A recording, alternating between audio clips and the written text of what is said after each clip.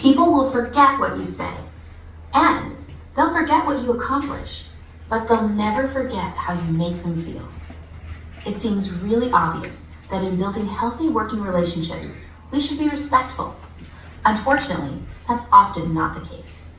A good teammate is polite and respectful to his or her colleagues, respectful of their time, boundaries, and their ideas. Let's start with being respectful of time.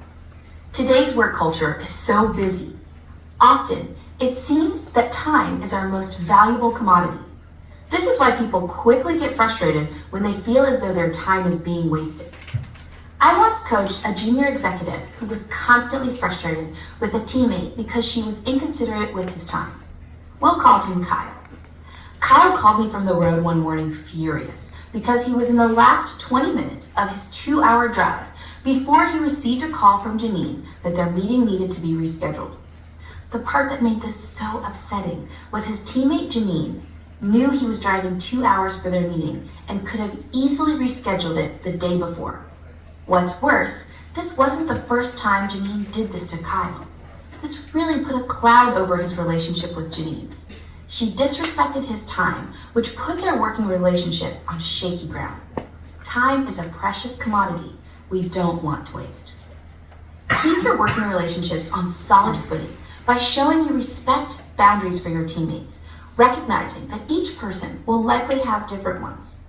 What do I mean by boundaries? Well, quite literally, a boundary is a line that shouldn't be crossed. If a teammate shares a boundary with you, be respectful of it. By violating that line, you send a clear message of disrespect to the person who shared it with you, which can completely erode trust. You aren't going to agree with your teammates on everything, whether it's personal, like politics or religion, or on a strategic approach you take with a client. It's unlikely everyone on your team will see things the same way. And that's okay. In fact, some healthy disagreement on a topic can often force teams to consider multiple perspectives and develop a stronger outcome. It's important, however, to make sure you're respectful of ideas, whether or not you agree with them. Try not to belittle or diminish viewpoints you disagree with. You can argue, just don't alienate your teammates in the process. Remember to separate the person from their ideas. You can have positive relationships with people you disagree with if you're willing to prevent allowing a difference of opinion to get in the way of an otherwise healthy working relationship.